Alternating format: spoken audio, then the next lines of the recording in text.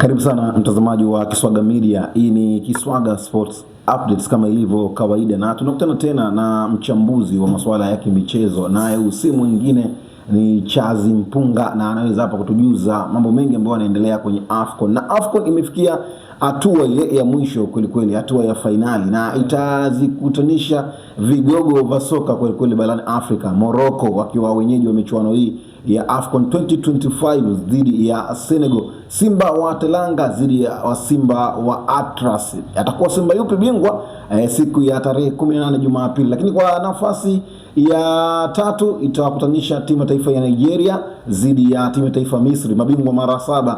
Osam Hassan, kocha wa timu ya taifa ya Misri bwana, baada ya kupoteza mchezo dhidi ya timu ya taifa ya Senegal, aliwaoneshia mashabiki wa timu ya taifa ya Senegal vidore, kwa maana ya viganja hiki na huku viwili, akimaanisha kwamba wao ni mabingwa mara 7. Hatua ya nusu finali Charles, ilikuwa ni hatua ya aina gani? Ilikuwa ni hatua nzuri, na ilikuwa ni hatua ngumu, na ilikuwa ni hatua ya maamuzi. Tukianza mchezo wa kwanza wa nusu finali kati ya Senegal dhidi ya Misri, ulikuwa mchezo wa aina gani? Kwanza ulikuwa ni mchezo mzuri, hasa kwa upande wa timu ya taifa ya Senegal, Simba wa Teranga dhidi ya Pharaohs, kwa sababu unajua ukiwa na a lot of quality players inakupa wigo mpana kama mwalimu wa kufanya yale maamuzi, kama mchezaji gani atoke, mchezaji gani aingie, na kuna wale wachezaji wakubwa ambao wanaweza kufanya maamuzi. Japokuwa Egypt nao wana wachezaji ambao wanaweza kaamua, wengi wenye quality kubwa. Hasio wengi, ila ni wachache kwenye lile kundi la wengi. Ila Senegal kuna wengi kwenye wale wengi. Sijui umenipata hapo. Na ni kweli wachezaji wengi ambao wanacheza Egypt, kwa maana Misri wanacheza nyumbani kwao pale. Ni wachezaji almost kama ni 4 mpaka 5 ambao mpaka 6 wazidi ambao wanacheza nje mpaka. Bora kina Imam Ashur wanacheza pale Al Hilal Al. Yaani labda utamzungumzia Rami Rabia, yule Sambadi Adel, alikuwa Pyramid la season. Utamzungumzia Omar Malmoush, utamzungumzia Mohamed Salah na huyu Mohamed Mustafa, ambao hao ndo wanacheza nje ya mpaka taifa la Egypt. Trezeguet anacheza ndani. Trezeguet Mo Salah anapenda kucheza nje. Kwa hiyo ukiangalia kwa asilimia kubwa, most of the time dominator wa ule mchezo alikuwa ni Senegal, Simba wa Teranga. Na ukiangalia the way ambavyo walishindwa namna tu ya kuwafungua Egypt walikuwa solid sana kwenye kuzuia. Na Senegal kitu ambacho alichokimiss ni mchezaji ambaye mwenye ufanisi wa kufungua ile safu ya kiungo na timu pinzani kwa ujumla, na ndio maana Senegal wamepiga mashuti mengi sana nje ya box, yani wameshoot from the distance, na hata goli walilopata imetokea kwa mtindo huo. Iliman Ndiaye ni moja kati ya wachezaji wazuri sana, mbunifu, ana ufanisi, ana kasi, ufundi mbuni, lakini ulikuwa unatokea pembeni ufundi huo. Sasa je, angekuwa Shimoni alafu Ibrahim Mbaye angekuwa anatokea kule kulia, ingekuwa ni vizuri sana, lakini mwalimu Papet yao yeye aliamua tu kabisa kufanya nini, kuendelea na ule msingi tu ambao kuamini kwamba acha kwanza niendelee na wachezaji wangu hawa, acha kwanza nitafute kile ambacho ninachokihitaji kwenda kutanguliza mguu mmoja mbele. Kwa hiyo kwenye finali 4 za AFCON Senegal amefika finali mara 3. Senegal amefika finali mara 3. 2019 ambaye alipoteza, 2021 ambaye alikuwa ni bingwa, na hii hapa 2025. Kwa hiyo unaona ni muendelezo mzuri au ni performance nzuri kiasi gani kwa taifa hilo la Senegal. Tuamini Senegal ni miongoni mwa timu bora kwa kizazi hiki cha sasa. Yaani sio tuamini, uhalisia ndio uko hivyo. Moja kati ya timu bora barani Afrika ni pamoja na Senegal. Simba wa Teranga. Tena wana kizazi cha dhahabu, na jana nilikuwa ninasema lakini na leo tena, na hata jana yenyewe Sadio Mane alithibitisha. Kwa hiyo ni AFCON yake ya mwisho. Kwa hiyo kuelekea kwenye AFCON yake ya mwisho anahitaji kuonyesha ule ushujaa, heshima, yani kwamba na staff kwa heshima, na kustafu kwa heshima kwenye ni kupi? Ni kushinda taji la AFCON. Kwa hiyo kuna vijana wengi ambao wanaweza kuchukua nafasi yake Sadio Mane. Kuna Ibrahim Mbaye ambaye anaandaliwa, kijana kutoka PSG. Kuna Iliman Ndiaye, wakina Nicholas Jackson ndio hivyo nao wanaandaliwa. So ukiangalia kwa asilimia kubwa ni wachezaji ambao wanaweza wakachukua nafasi ya Sadio Mane, japokuwa ni mchezaji ambaye ana quality kubwa sana. Tukiutazama mchezo wa pili ambao ulipigwa wa nusu finali pale Morocco, mchezo wa wenyeji Morocco wakiwa na dhidi ya timu taifa ya Nigeria Super Eagles. Kwako wewe ulikuwa ni mchezo wa aina gani? Ni mchezo ambao ulikuwa unazikutanisha timu ambazo ni mizani ya juu barani. Giants, Super Eagles dhidi ya Simba wa Atlas. Lakini Nigeria sana jana alikuwa kama timu ya pili kiwanjani, na hata mwalimu Eric Sherehe alisema kwenye press conference match before match, yani mkutano wa mechi kabla ya siku moja ya mchezo, alisema kwamba atakuja na mbinu za tofauti, lakini kuingia kama timu ya pili kuwaheshimu wapinzani Morocco. Unajua Morocco ni timu ambayo ni nzuri na ina quality players wengi sana, ambao vijana wengi sana ambao wamejoin.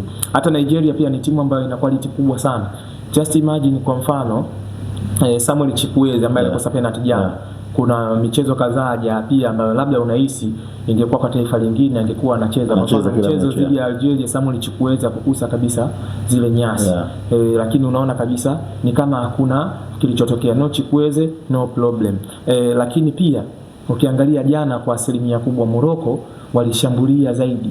Kwenye transition wao walionekana bora zaidi kushinda Nigeria. Lakini pia Nigeria mchezo wao ndani ya dakika 120 golikipa wao Stanley Nabali ambaye anacheza Chipa United alifanya kazi kubwa sana, na hata Nigeria alipiga shoot on target chache sana. Ademola Lookman alipiga shoot on target, attack na Alexander Iwobi. Technically wako vizuri, lakini yani hauoni kama yani labda jana alikuwa na faida kiasi kikubwa sana, kwa sababu hata ule ufanisi au ule ubunifu kufanya kwa asilimia kubwa ulikuwa ni changamoto. Victor Osimhen jana game ilimkataa, lakini mwisho wa siku sasa mchezo ulikwenda kuamuliwa kwa penalty shootout. Penalty shootout hizo sasa na ilikuwa ni mara ya kwanza kwa timu ya taifa ya Morocco kushinda kwa penalty shootout. Ilikuwa ni kwa mara ya kwanza. Lakini sasa unategemea kwenye penalty shootout. Unasema penalty shootout hazina mwenyewe, lakini umejipangaje? Kwa wachezaji ambao walikwenda kupiga zile penalty kwa asilimia kubwa, sikutegemea kwa mchezaji kama Samuel Chukwueze kupiga penalty ya namna ile. Lakini ndio hivyo, ndio football. Unajua kila mchezaji ana imani yake kwenye kupiga penalty na inategemea focusing yake kuelekea kwenye ule mchezo au kwenye ile session sasa kupiga zile penalty. Sasa lakini ndio ameshatokea kwamba Yasin Bono ni moja kati ya magolikipa bora Afrika na amefanya vizuri sana. Unajua Yasin Bono ukizungumzia moja kati ya wale wa top 10 goalkeepers in the world, huwezi kumwacha. Lakini pia Morocco sasa hivi wana squad pana sana. Ukiachilia yale maneno labda sikupendelewa sio hivi, lakini uhalisia Morocco wana timu nzuri sana, na timu bora jana ndio iliyoshinda kiwanjani. Tukiutazama Morocco ambapo wameweza kuwa wamecheza na safari yao kutoka kwenye hatua ya makundi mpaka pale walipofikia, lakini pia unaweza ukatazama pia timu ya taifa ya Senegal ilipoanzia mpaka pale ilipofikia kuelekea mchezo wa finali siku ya Jumapili tarehe 18. Unaiona itakuwa ni finali ya aina gani Mr. Charles? Kwanza itakuwa ni finali nzuri sana. Itakuwa ni finali nzuri sana. Japokuwa Kalidou Koulibaly atamisi mchezo wa finali.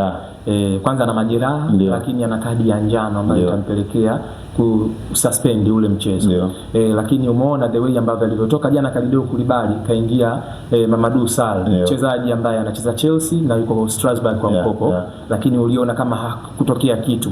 Sasa Morocco wana wachezaji wengi wazuri, lakini wachezaji wao wazuri wengi wanatokea zaidi kwenye eneo la kiungo kwenda mbele. Wana machaguzi mengi mapana tofauti na ilivyokuwa kwenye eneo lao la ulinzi. Unajua kuna muda naye Fagadi anacheza na Adam Masina ambaye Adam Masina Watford alikuwa anacheza kama fullback wa kushoto. Alafu huko Torino ambapo alipo sasa anacheza yani ni versatile versatile player au versatile back. Wanambadilisha anacheza kuna muda anacheza center back, kuna muda anacheza full back. Kwa hiyo kuna muda zile elements za kuzuia ni kama zinafanya nini, zinamcost kwa asilimia kubwa, na hata hivyo kuumia kwa Romain Saïss inapelekea mambo kama kuwa magumu zaidi. Ila ukiniambia nitaenda kwa nani, nawapenda Senegal.